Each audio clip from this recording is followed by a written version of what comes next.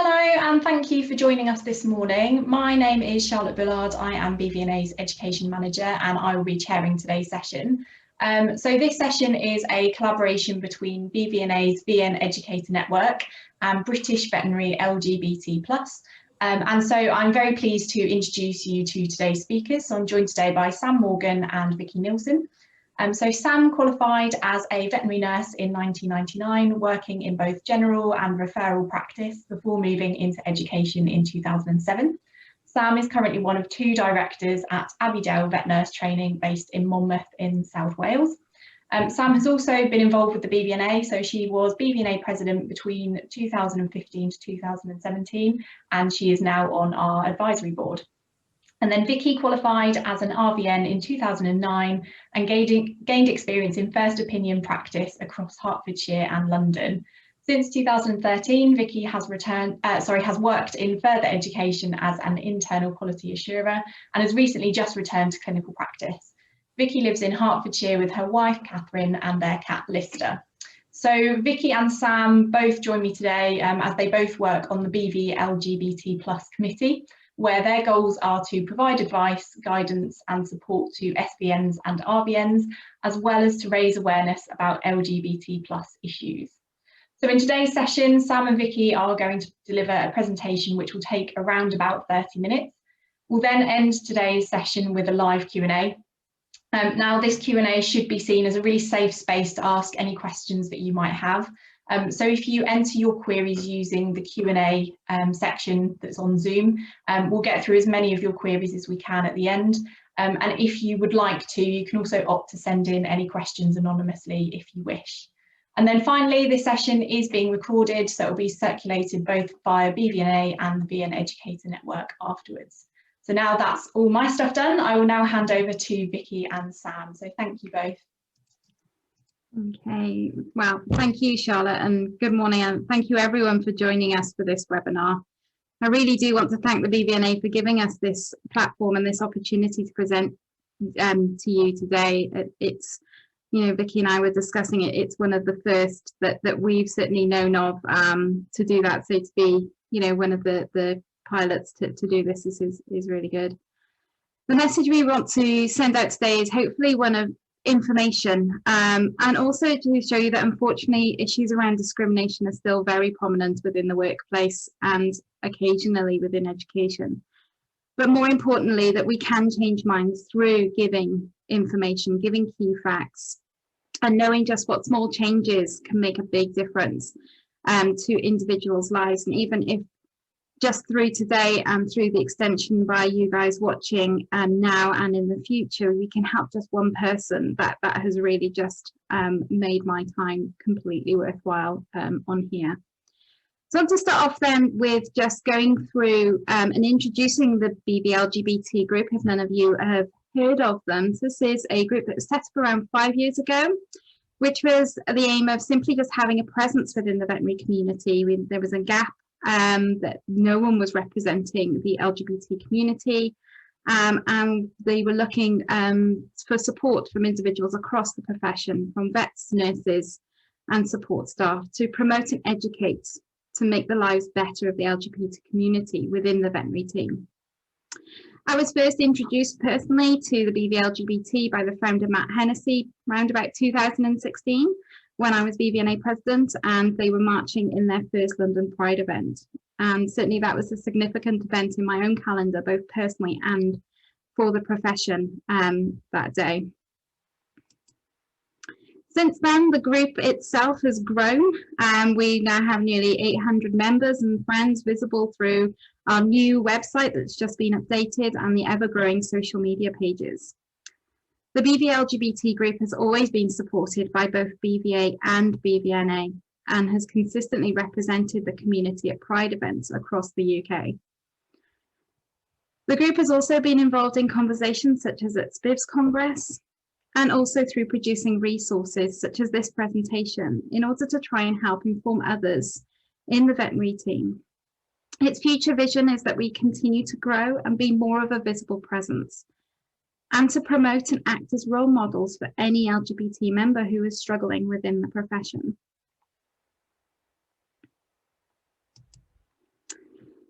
amongst other committee members from all sides of the veterinary team, we have our nursing representatives.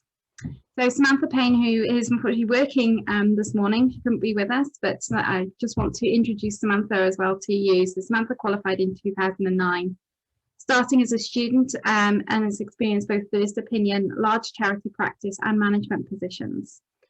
Sam's interests are in ECC and theatre practice, and she has gained a certificate in emergency and critical care. And Samantha is now a full-time nurse, a consulting nurse, and also on the BVNA council, so she's keeping herself super busy.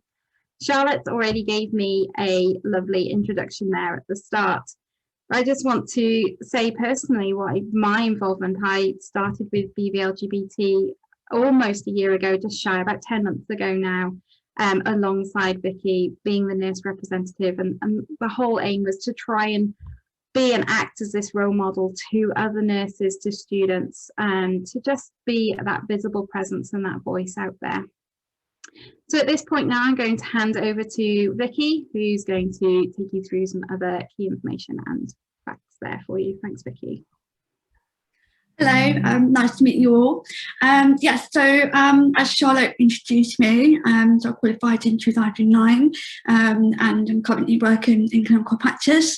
Obviously, I've previously worked in further education at an IQA, so I've been supporting students and practices across the country, coaches and clinical supervisors. So obviously I came out when I was 21 years of age. I'm 36 now, and yeah, this is an incredibly important issue. It's something that I don't think we've ever seen in the profession before, and there is a lot of us out there. So if it just helped one person, then it's definitely worthwhile. So I'm going to introduce you to the Equality Act 2010. So obviously this act, bringing together, it simplifies and it updates and strengthens current legislation to provide a new anti-discrimination law. So it supersedes previous acts of anti-discrimination law, so such as the Sex Discrimination Act 1975 and the Disability Discrimination Act 1995, among others.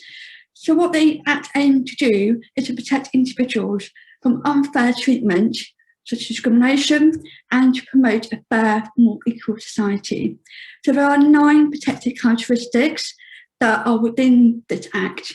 So obviously you do religion and belief, you've got sex equality, which is also known as gender, sexual orientation, pregnancy and maternity, age, disability, marriage, civil partnership, gender reassignment and race. So there are 9 protected characteristics that are within the Equality Act 2010. So moving on to what we're going to focus on today is obviously sexual orientation and gender identity. So the WHO in 2006, they defined sexual orientation as a combination of emotional, romantic, sexual, affectionate attraction towards another person. Gender identity is different. It's someone's personal sense of their own gender. For example, do you identify as male or female, or could you identify as neither?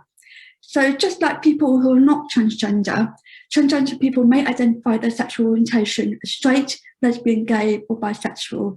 So basically, gender identity and sexual orientation are completely separate. That leads me on to what is a sad reality. These figures often, it just shows that there is still a lot of work to be done. So gay and bisexual men are 5.5 times more likely to deliberately self-harm or attempt suicide than heterosexual men. Lesbians are more than 2.5 times more likely than heterosexual women to either self-harm or attempt suicide. The UK carried out a large survey of transgender people. They found 34%, to more than 1 in 3 of adult transgender people have attempted suicide. So LGBT people are more likely to misuse drugs or alcohol than their heterosexual counterparts. So the root causes are most commonly associated with inequality and discrimination. So obviously, a part of this is you're not able to be truly be yourselves and be out to your friends, your families and colleagues, and that does have a negative impact on how you can be in your life. So people assume, and that is obviously very negative. It makes people feel, you know, when you have that assumption of someone being straight when they're actually not, that does have quite an effect on themselves. So being straight is the norm. Anything else is not. And obviously this is where we have these high figures. Obviously, continue on, almost 1 in 5 LGBT staff, so approximately 18%, have been targets of negative comments or conduct from work colleagues in the last year because they are LGBT. 1 in 8 transgender people to 12% have been physically attacked by customers or colleagues in the last year because of being trans. Almost 2 in 5 bisexual people to 38% aren't out to anyone at work about their sexual orientation. More than a third of LGBT staff, to 35%, have hidden or disguised the fact that they are LGBT at work in the last year because they've been afraid of discrimination. 1 in 8 lesbian, gay and bisexual people, to 12%, they wouldn't feel confident about reporting any homophobic or biphobic bullying to their employer. And 1 in 5 trans people, the 21%, wouldn't report transphobic bullying in the workplace.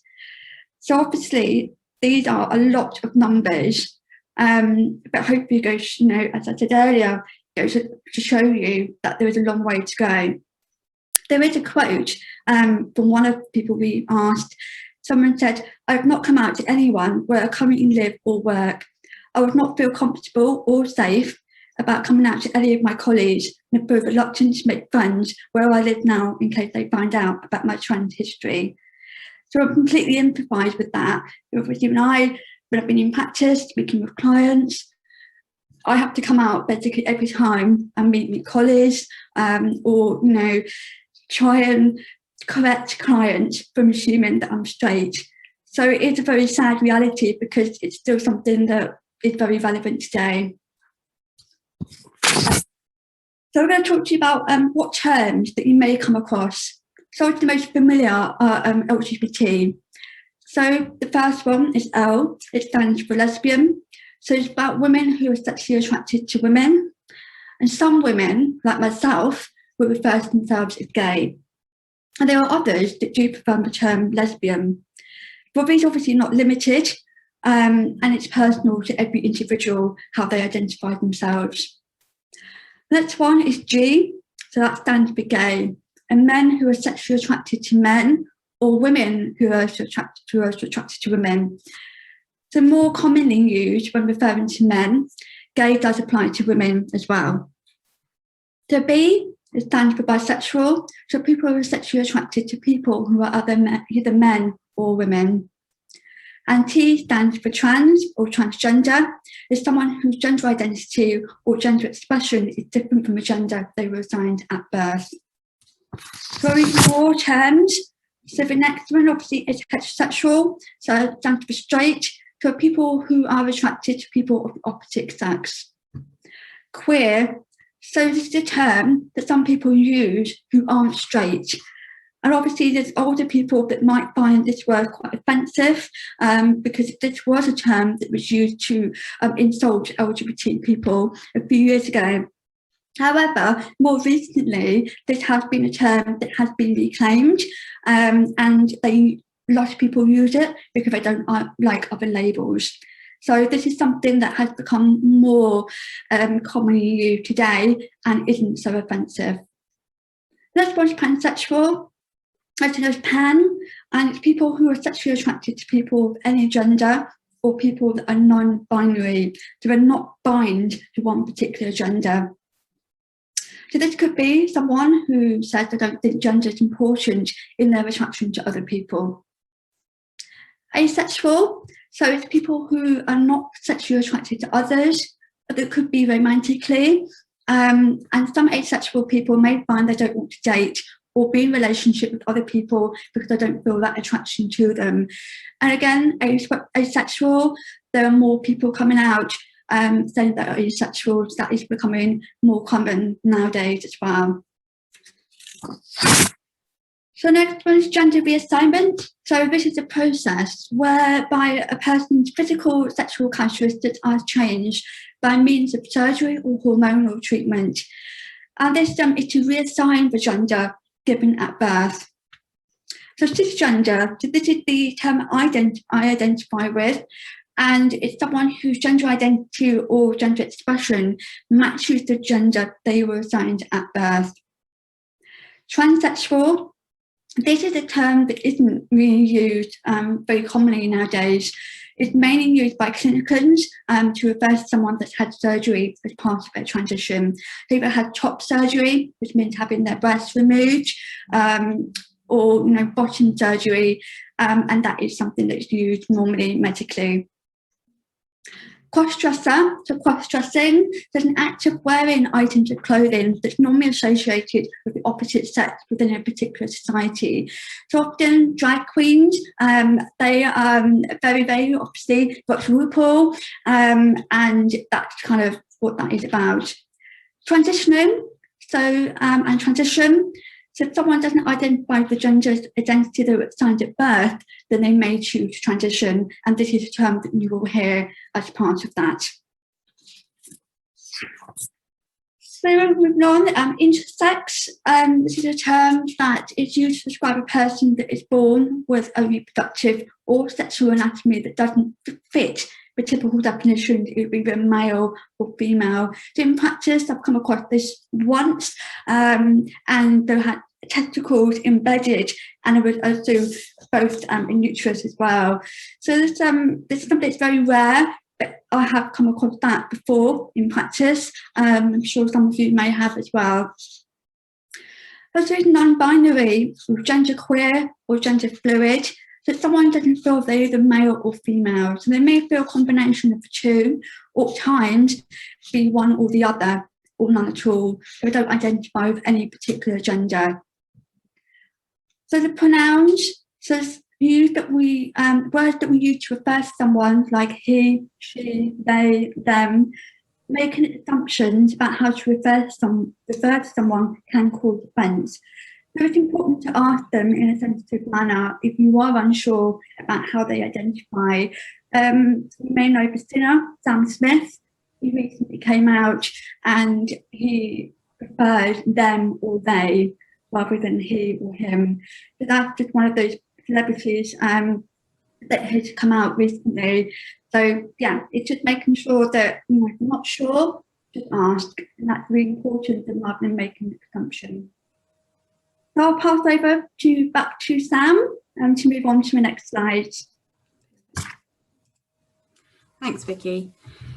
So this whole point of this presentation as well is hopefully it's either us providing you support, or maybe you're going to be in a position where you're going to be looking to support others. So whether you are supporting others or struggling yourself, it's also worth knowing about something called internalized homophobia or transphobia. This happens, it's also called oppression. This happens to gay, lesbian, transgender and bisexual people, and even heterosexuals who have learnt and been taught that heterosexuality is the normal and the correct way to be. Hearing and seeing negative depictions of LGBT people can lead us to internalise or even take in these negative messages. Some LGBT people suffer from mental distress as a result of having this general sense of personal worth. And also a positive view of your sexual orientation is critical for your mental health.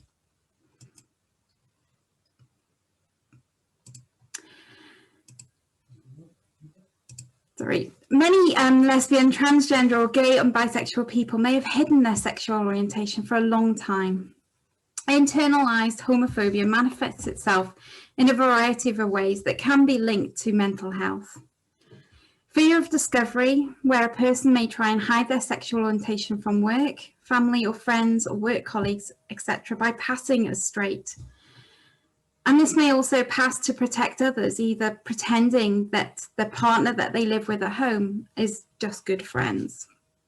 It could be the fact that you as a gay person will have discomfort with other gay people. So, for example, men who prefer not to socialise on the gay scene for fear that they will be seen to be going to or from those venues, despite being comfortable with going to gay bars when abroad or on holiday. The man might also be careful about who they speak to at work, as fear of association. So they, might feel that if a colleague is acting a bit camp, they won't want to be associated with that. And that can lead to sort of workplace discrimination, workplace issues. Some people who identify, as have this internalized homophobia could have maybe even just short-term relationships, not letting anyone get close. So it could be they will work very long hours, have a very hectic lifestyle, and won't want anyone to get to know them, always deciding to keep things simple and to, not engage and not want to get into any kind of serious relationship in fear of being outed.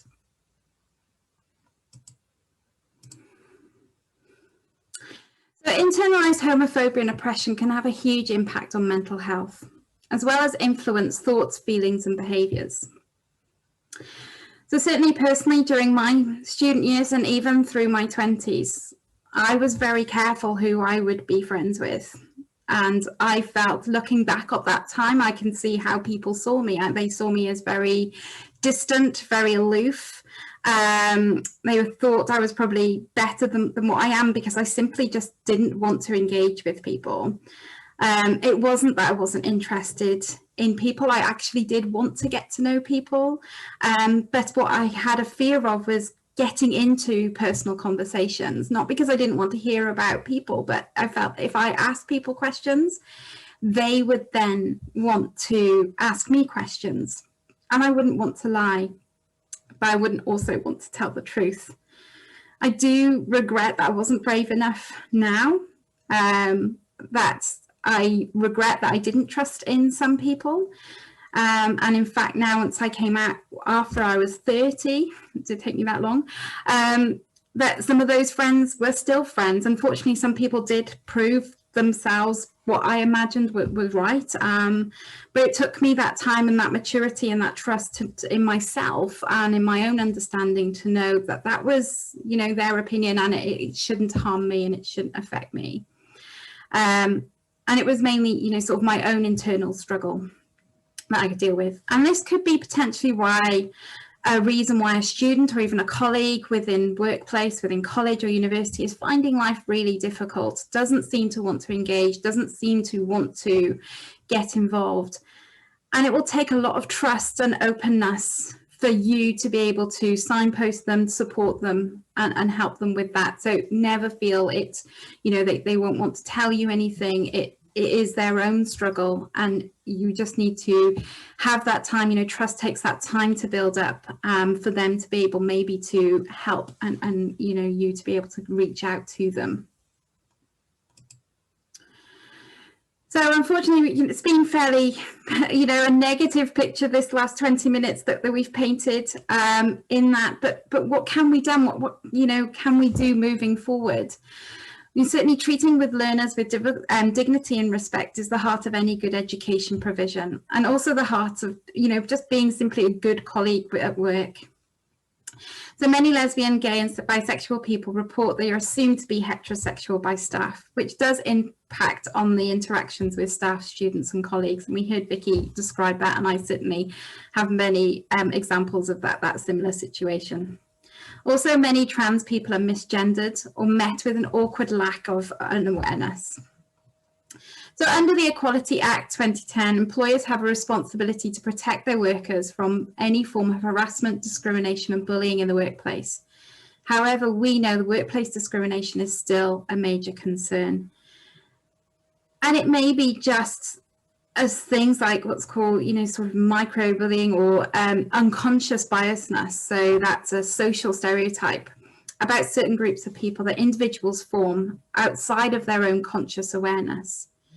Unfortunately, we all have a slight touch of unconscious bias. Even if we don't acknowledge this about ourselves, then we can learn to tackle it. So we need to be aware and do that. There are lots of little tests online, something called the implicit association test, which you can find just with a Google search, that will maybe highlight any unconscious bias that you have. Try as an individual to pay particular attention to bias relating to those 9 protected characteristics that we've seen, as this is discrimination. Always try and mind your language, and I think it is something people are aware about. Vicki went through some of the terms that are used. If you are, I think a lot of people are worried about causing offence by using the wrong term.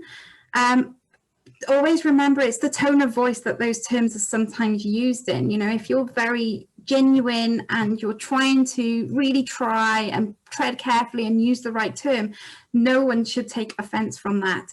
I think if your tone of voice is different, the context of what you're saying a term in can then be seen as, being sort of discriminatory or, bullying in that respect.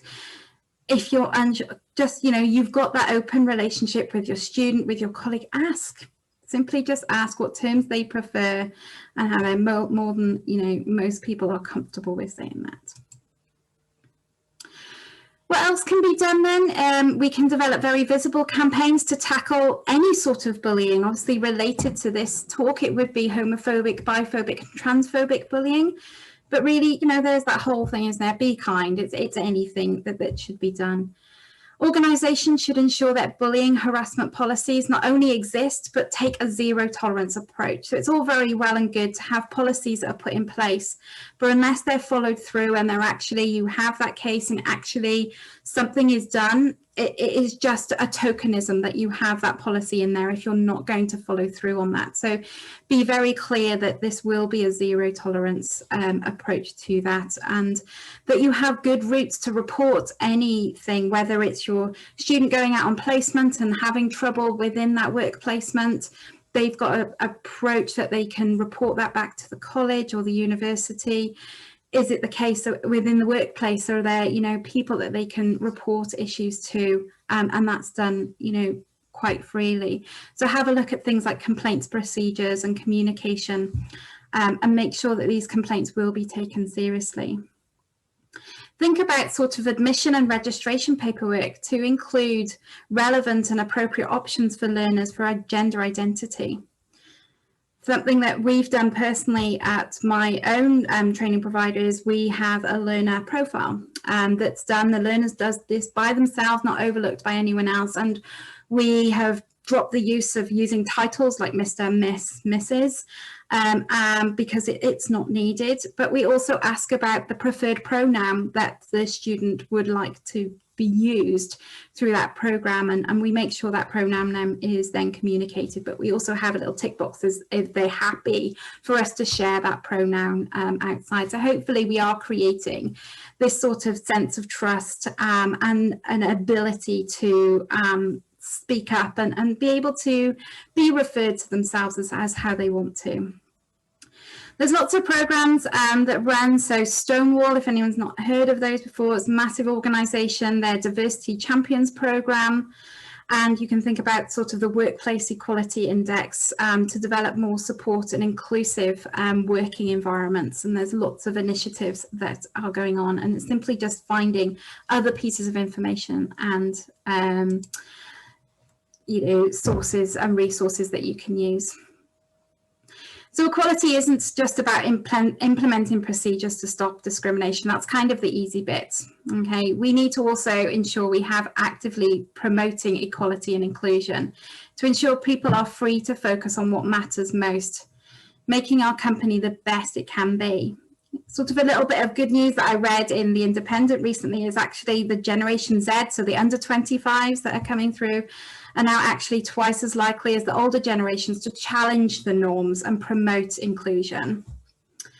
The key is training and knowledge, not just ignoring issues that you don't feel are there. It's also about being able to follow through with any challenges. So don't just put up the lovely posters and wear the pride badge, but don't tackle any issues. The BVA Good Workplace Initiative is an excellent profession promotion that you can do, an excellent way to start promoting a healthier workplace for everyone, not just those in the LGBT community.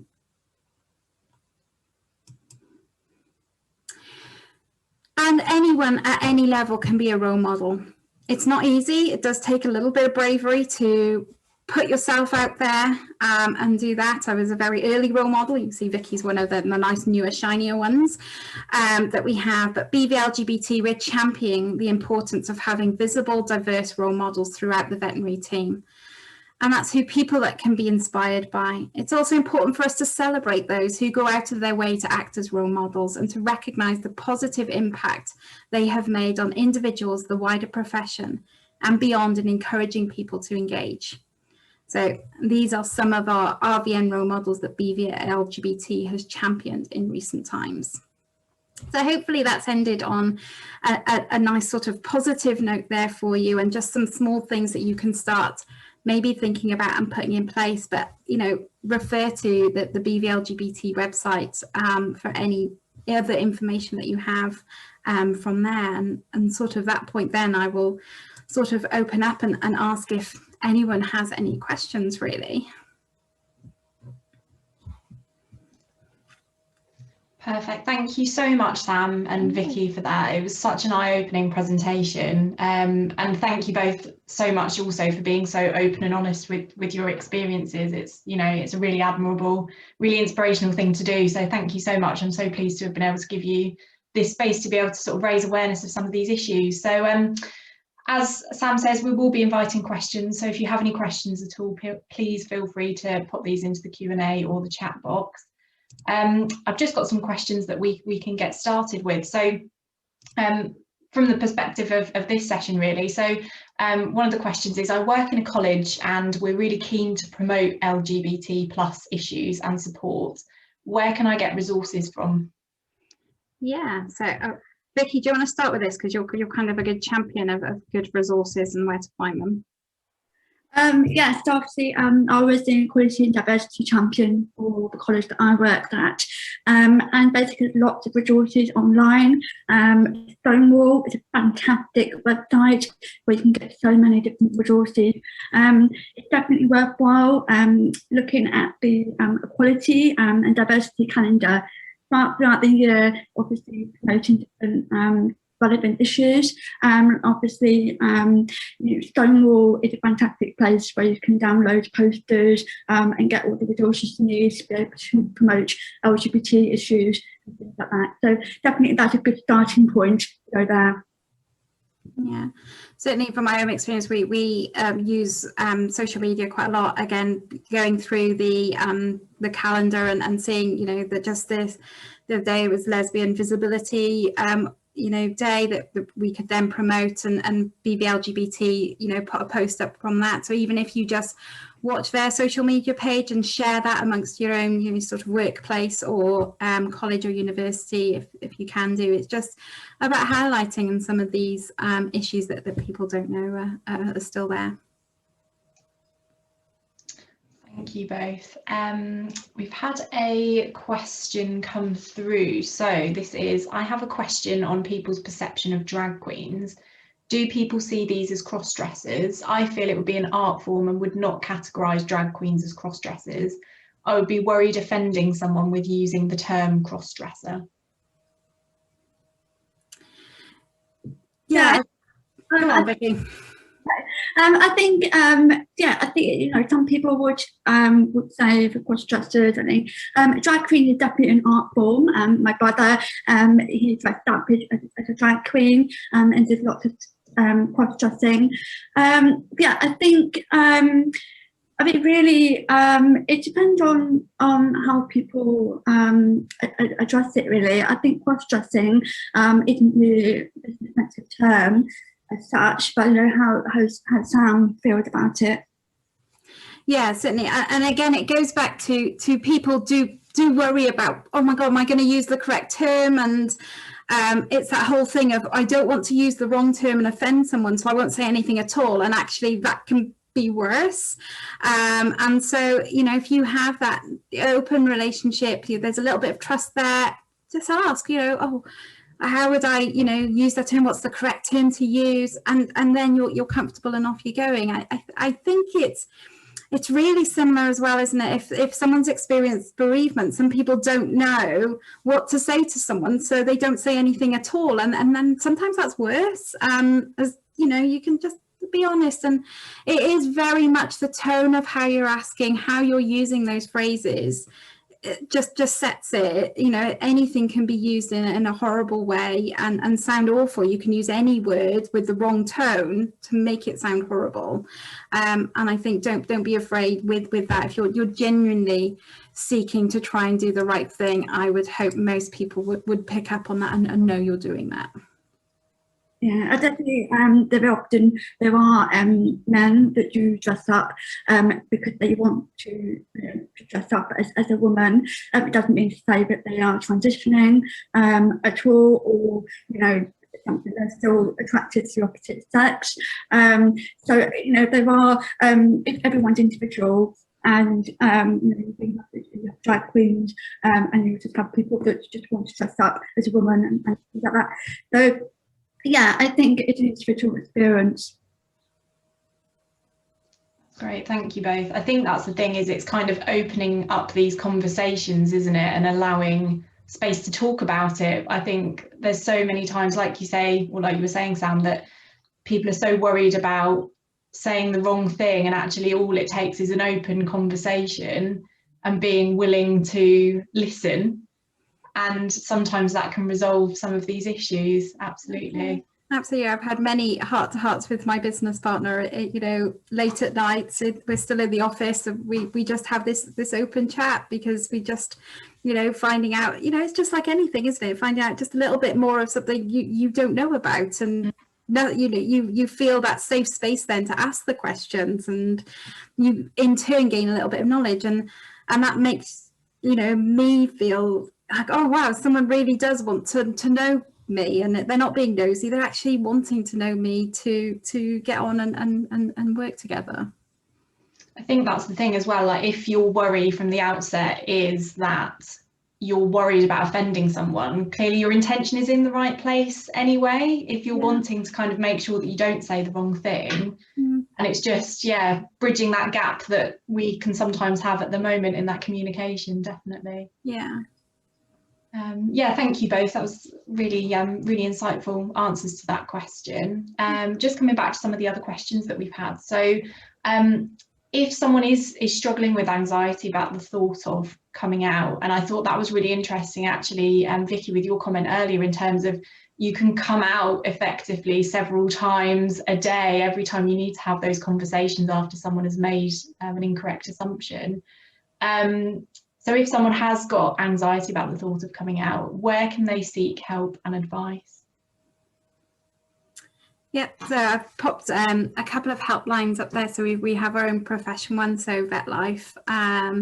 BVLGBT has some signposting as well, but there's also Stonewall will offer advice, and there's also the Switchboard LGBT helpline, which is anonymous. There's an anonymous web chat, or there's a phone line, or just an anonymous email as well. But the first step is reaching out, but certainly, as I say, speaking from my own personal experience, for 15 years I didn't want to even admit it to myself. So I just, put my head into work, put my head into study.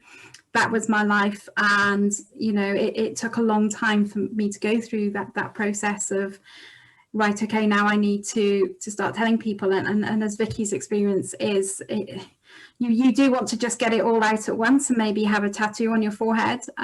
Because I personally get embarrassed when people get it wrong for me, when they ask about my husband and I have to correct them, and then they're ever so sorry.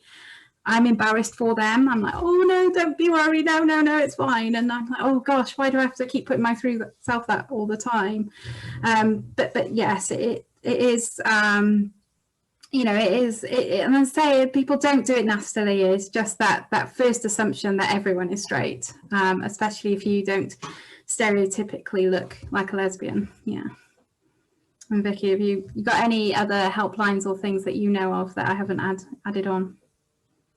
I think if you would normally, I think naturally, sometimes you would try and seek out if there's someone that you know is out in the company that you work at.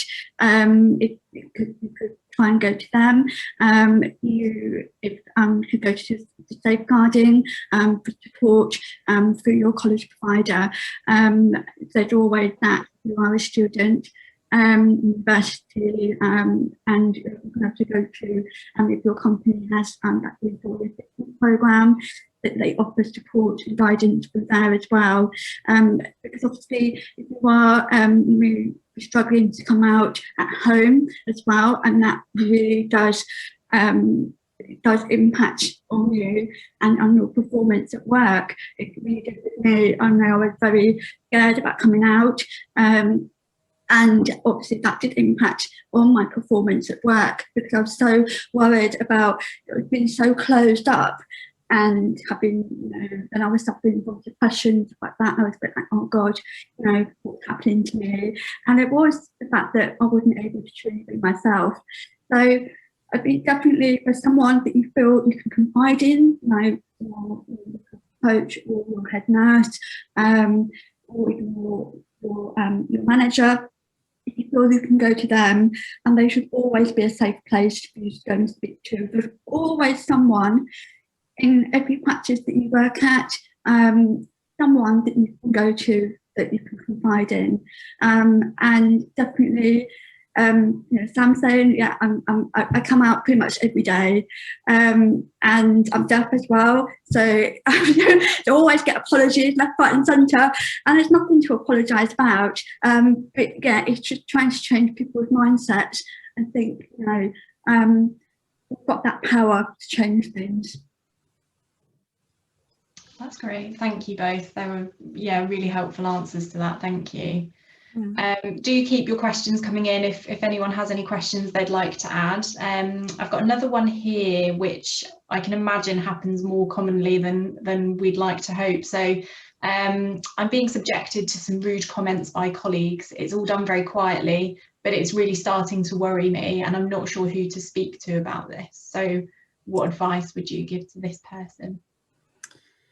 Yeah, so certainly, say there's that term, isn't it, microaggression. So it doesn't have to be that the all and out, fire baton discrimination that you see. It can just be small little comments each time, which over a period can be very wearing to maybe someone who is struggling personally as well, and that emphasis is impacted. So that's a really horrible situation that person finds themselves in. But I would think try and seek out, as Vicki said, hopefully there is always someone in the practice that you can go to, a supportive line manager that you can have that. And hopefully, as I say, it isn't just the workplace has that policy in place and they're not prepared to do anything about it, but actually there is that zero tolerance approach.